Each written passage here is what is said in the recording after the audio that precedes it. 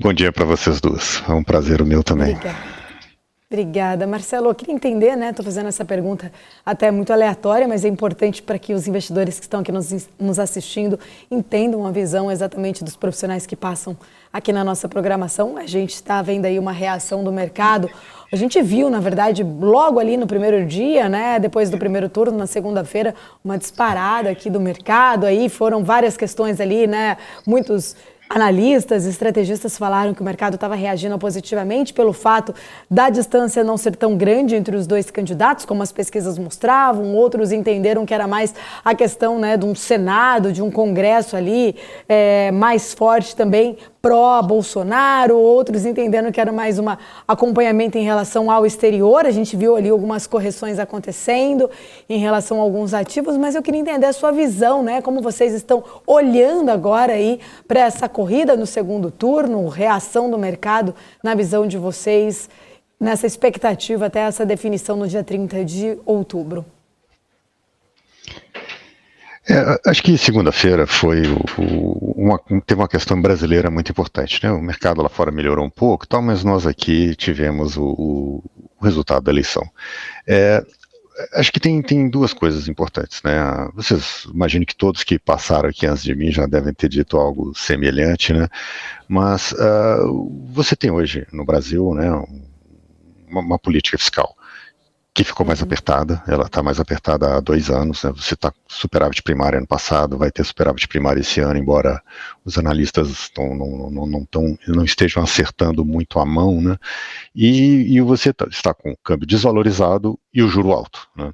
Então, se você tem a perspectiva de manter a política fiscal apertada no ano que vem, né, o que você vai ter é uma queda de juros. Né? Não tem outro movimento provável acontecer a não ser a curva de juros brasileiros afundar e os ativos brasileiros irem muito bem, melhor, inclusive, que a média do mundo, né? Que é o único país que está o único país relevante que tem essa perspectiva, né?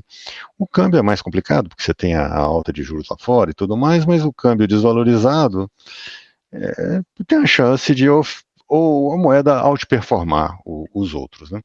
Então, esse é o cenário. Então, a eleição, até porque eu estava escutando aqui, assistindo vocês ontem, né, a interessante discussão aí que vocês estavam tendo sobre o que poderia ser, o que cada candidato poderia fazer nesse segundo turno, né? Você tem um desconhecimento, assim, exatamente do que o Lula, que ele continua favorito, né? Ele está muito perto, né, de ganhar a eleição, né? O que ele poderia fazer, né? Então, o que circula é que ele gostaria de pedir 200 bilhões de reais a mais para gastar, né? O quanto isso é verdade ou não sabemos, né? Mas 200 bilhões de reais é muito dinheiro e tornaria a política fiscal expansionista, né? Você não teria mais superávit primário no ano que vem. A gente acabou de ver o Reino Unido tentando fazer isso e não dando certo. Então, há uma preocupação grande, né, com o que pode acontecer com essa expansão fiscal. O Congresso falou, poxa, é o Congresso, digamos, em que os partidos de centro, né, é a maior participação na Câmara e no Senado desde os anos 90. Né? Eles ficaram aí, cresceram em 18, cresceram na mudança da janela partidária no início desse ano, e agora na eleição cresceram mais ainda. Então, eles não vão deixar uma expansão fiscal assim, passar tão facilmente, podem até deixar, né? Mas assim, eu diria que a chance de você ter 200 bilhões de reais de expansão diminuiu bastante. Acho que por isso que o preço dos ativos no Brasil melhorou, né? Trazer Marcelo aqui para a nossa conversa, o Marco Saravalli está aqui comigo, Isabela Takaki também. O Marco tem perguntas, fica à vontade, Marco. Bom dia Marcelo, tudo bom? Bom dia, Marco. Bom dia. Ô Marcelo, acho que começar que a gente diz top-down, né, de fora para dentro, começando, a gente teve dados que é a prévia, né, do payroll na sexta-feira, hoje a ADP, e os Estados Unidos, eu queria entender a sua opinião, qual que é a interpretação que a gente tem, né, os Estados Unidos continuam gerando emprego, os dados vieram bons, ruins, qual que é a leitura que a gente tem na curva de juros, porque desde da Jackson Hole, do CPI, de 2, 3 semanas para cá, a gente teve mais um mês horroroso para o S&P 500, né, caindo quase 10%, 9%. qual que é a leitura que a gente tem, né? Será que vai começar, em algum momento, a economia americana começar a dar um sinal um pouquinho de fraqueza para a gente, pelo menos, fletar, né? Reduzir um pouquinho essa curva de juros? Ou seguimos realmente com uma economia muito forte e com uma inflação que vai cedendo muito lentamente, né? Bom, nossa pesquisa aqui, o que nós estudamos aqui nos últimos meses, né, e ficamos, né, e acabamos desenvolvendo a nossa opinião aqui, é que essa é uma alta de juros assim de matar todo mundo, né?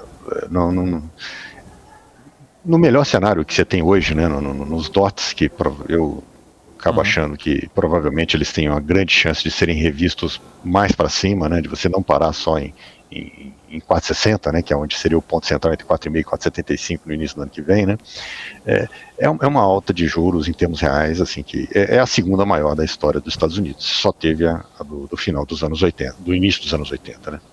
Então, não tem muita escapatória, né, a gente vai ter um mercado ruim por mais 6 meses, mais um tempo enorme, né, e então eu acho que a leitura desses dados mensais, ela traz um certo ruído, né, uma certa pequena volatilidade, o dado foi melhor, foi pior, vai poder dar um pequeno alívio, né?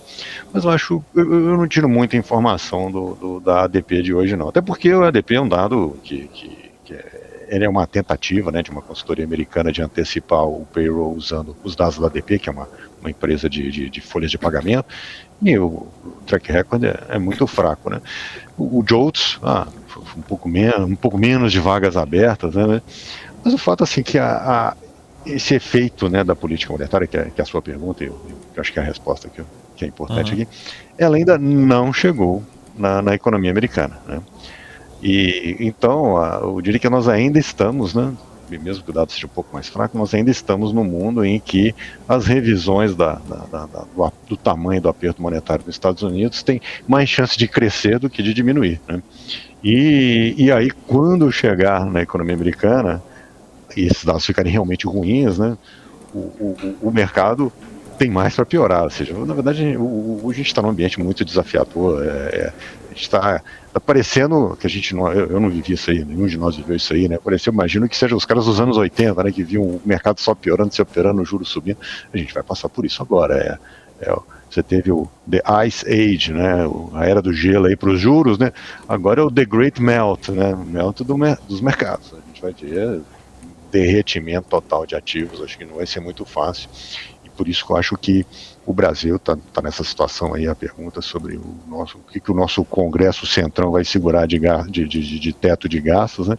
A gente está muito preocupado com isso, porque o ambiente internacional não está nada fácil, e não esperamos que melhore aí, acho que mesmo metade do ano que vem a gente vai estar falando de pronto, já foi o ajuste, agora vamos ver como vai ser a recuperação, né? Uhum. Muito bom. Ô Marcelo, só para o Isa, depois só para complementar aqui, a gente está falando um pouquinho sobre Credit Suisse, e a pergunta é, o que adiciona o Credit Suisse a esse cenário de incerteza? Na verdade, eu queria fazer duas perguntas de hoje, né? Credit Suisse, que acho que é a pergunta da semana, né? Ou seja, você acha que pode ainda adicionar mais valorização do dólar em relação a outras moedas, nessa fuga por qualidade? E depois eu queria só adicionar um assunto que não é muito, mas para trazer, se traz alguma preocupação para a inflação, que é a decisão agora da OPEP de cortar ainda mais a produção. Será que pode jogar aí nos preços para cima e impactar novamente, voltar a trazer preocupação para a inflação, o preço do petróleo? Então, tudo levando a economia americana, a DXY, enfim. Mas qual que é a preocupação de Credit Suisse dentro desse contexto e agora a decisão da OPEP hoje de acelerar o corte na produção, né? Vamos primeiro pelo Credit Suisse, né? Digamos assim, a regulação bancária na Suíça é das melhores, né? E o banco todas as informações de uma outra conversa que eu tive hoje mais cedo com pessoas assim que mais da área de private banking, que os clientes têm dinheiro no Credit Suisse no Brasil e na Suíça e elas estão se informando, né, é que o banco ele tem um balanço sólido, né, ele está passando nós aqui morremos de medo, todo mundo está muito escaldado, mas a situação do Lehman Brothers Assim, é incomparável com a do Credit Suisse. Credit Suisse não está na situação do Lehman Brothers, né? Claro que vai ser um alívio quando tiver a solução, né? Ou eles venderam um ativo, venderam eu estava assistindo, vocês estavam assistindo mais cedo aqui, né? Eu vi a pessoa que o Cover falou antes de mim aqui, né? De repente, a operação brasileira, a operação latino-americana é muito bem estruturada. Digamos que vendam a operação latino-americana, capitaliza o banco, ou vendam um outro ativo que não seja a operação brasileira. Acabou, vai ficar. O ambiente vai ficar melhor, né? Claro, né?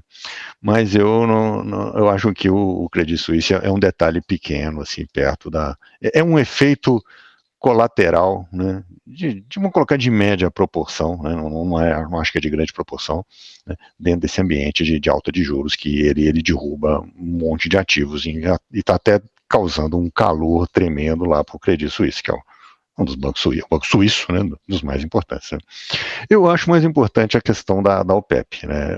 Geralmente o preço do petróleo ele é muito visto como ele dá um piso para outros mercados, né.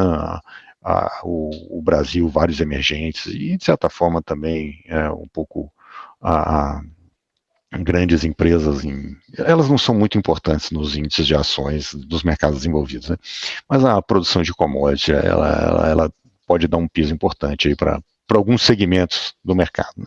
Então, $80, né, é bem razoável, até porque nós temos que fazer a transição para energias renováveis. Então, se a OPEP cortar e segurar o petróleo ali em $80, né, eu veria assim, eu não acho ruim assim o petróleo parar de cair. Ele cai para $60, $50, né, que seriam, digamos, a gente entrar numa recessão sem a OPEP cortar, né, causa outros tipos, ajuda, né, quem precisa de petróleo, né, para quem consome petróleo, mas você causa problema no mercado high yield americano, causa uma quantidade imensa de outros efeitos colaterais, né. Então, eu diria assim que a gente está vendo aí a administração global da crise, né, a OPEP ali segurando, né, se o petróleo subir e voltar para mais de $100, 120, aí cria outro tipo de problema, mas ela sustentar o preço ali na parte de baixo da banda, eu espero que mais retire do que coloque volatilidade no mercado. Ô Marcelo, agora voltando aqui para Brasil, a discussão do momento agora é o orçamento de 23, né?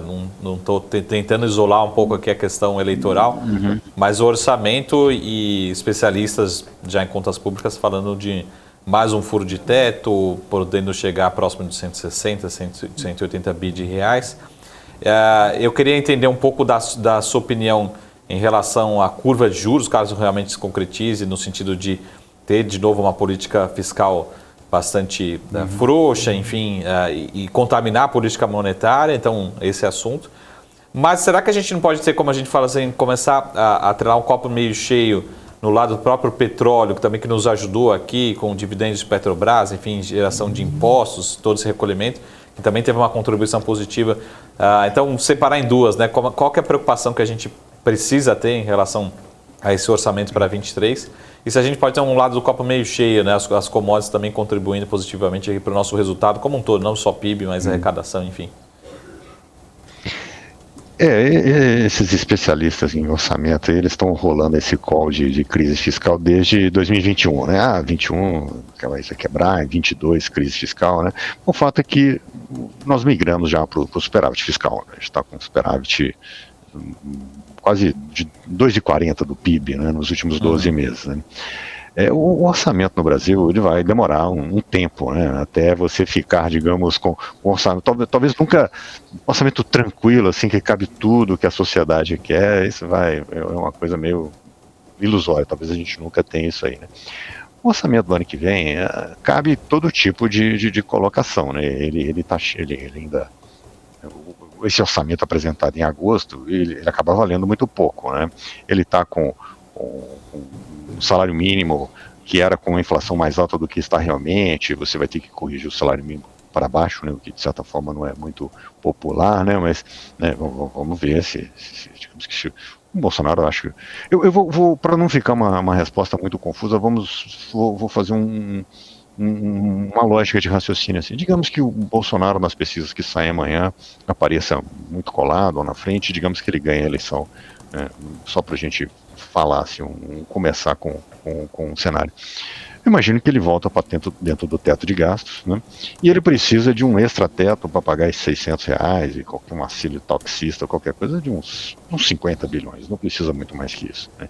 Vai continuar com um reajuste muito pequeno para o funcionalismo, então você vai apertar a política fiscal de novo em relação a esse ano. O extra-teto do ano que vem vai ficar menor que o desse ano, né?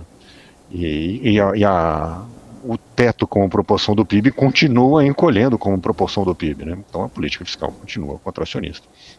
Eu não vejo esses 160 bilhões, eu acho isso conversas, né? Opiniões de pessoas, que o mercado de opiniões é livre e, como vocês bem sabem, ele é muito ofertado, né? Se for Lula, né? Não, mas o Lula está querendo 200 bilhões, né? Vamos ver se vão dar, né, mesmo, né? Afinal de contas, né, os maiores partidos do Congresso, foi isso que valorizou os ativos brasileiros essa semana, né? Eles estão todos ligados ao projeto Temer-Bolsonaro, né? Eles bancaram o teto de gastos por 7 anos, né? E digamos que vão ter perdido a eleição por isso, né? Eu acho muito improvável deles darem 160 bilhões de reais para o Lula, né? O Lula vai dar 160 bilhões para o Lula crescer em cima deles lá em 2026, né? Eu imagino que a gente cenário tentativa, porque a gente ainda tem muita coisa para acontecer, que mesmo sendo Lula, esses partidos de centro, é por isso que os ativos acho que subiram de preço, né? O Lula vai ficar um Lula sem dinheiro, vai ser uma novidade, né? Ele não vai ser que nem 2002, 2013, que ele chegou lá, ele era uma novidade, né? Ele não tinha sido preso, não tinha descoberto que ele pagava, né? Então ele não vai chegar lá e ganhar 160 bilhões, acho que vai vir um extrateto pequeno para ele. É só uma opinião também, a gente vai ter que avaliar isso aí, né? Então, eu imagino que você vai continuar com a política fiscal apertada e a curva de juros brasileira vai cair, né? O que talvez aconteça é que, com o Lula, né, como ele vai insistir, né, para poder gastar mais, o efeito da curva de juros cair demora muito mais, né? Porque você fica com incerteza até quando, né? Até o momento em que, realmente ele não vai ficar só com, digamos, com 50 do Bolsonaro, pediu 160 e levou 70, digamos, porque ele negociou muito bem, o ministro da Fazenda político e tudo mais, sobre negócio. A curva demora mais para cair e cai um pouco menos, né? Mas eu vejo dessa maneira, eu acho o orçamento, uma bomba fiscal no ano que vem. Essas pessoas falam em bomba fiscal há anos e estão errando enormemente. Eu estou ignorando esses papos de que tem um furo de 160, 200 bilhões de reais no orçamento do ano que vem. Uhum. Ô Marcelo, só uma última pergunta aqui. A questão é menos politizada, um pouco mais financista. A gente está vendo alguns apoios já publicamente, né? Armínio Fraga, hoje, particularmente no Twitter aqui, o ex-presidente FHC, sinalizando o apoio ao governo Lula. Como que o mercado, assim, qual que é a leitura que a gente pode ter em relação a nós investidores? Menos política que mais realmente o impacto na bolsa, no investimento. Será que volta-se, né, ter essa preocupação, dar um peso maior à política fiscal? Enfim, qual que é a sinalização e a interpretação que a gente tem que ter com esses apoios que a gente está vendo recentemente? De novo, não em relação ao resultado, se vai vencer ou não, mas nós como investidor, que tipo de leitura que a gente deve ter com esses apoios recentes de nomes, né, com um peso muito grande durante esses últimos 2 dias? Inclusive. Sim. Não, eu estou vendo esses apoios. Assim, na verdade, o Bolsonaro é uma pessoa horrível, né? Você declarar apoio para o Bolsonaro é uma coisa assim que é muito difícil fazer isso, né? Você torce para que o governo dele não seja uma catástrofe, né? Então, eu acho que esses apoios, esses intelectuais, pessoas já mais velhas, elas estão mais preocupadas com a própria imagem, né? E eu acho que não faz a menor diferença na votação do Lula e do Bolsonaro lá no dia 30, né? E pode ser que algumas pessoas podem ler que expressem que um formador de opinião importante como o Armínio, né? Ele tem uma confiança na política fiscal do Lula, né? Que você deveria considerar, ou ele talvez, né, não ache que é tão importante assim a política fiscal do Lula ser ruim, né?